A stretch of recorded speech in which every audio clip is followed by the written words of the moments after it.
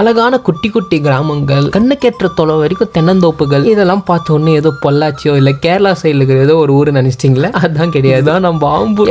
சென்னைக்கும் பெங்களூருக்கும் சென்ட்ரல்ல ஒரு ஊர் இருக்குமே, அதான் இது. அண்ட் இதுதான் நம்ம ஊரும் கூட. ஆம்பூர்னாலே நம்மளுக்கு ஞாபகம் வருது மக்காச்சோளம், பிரியாணி, லெதரு.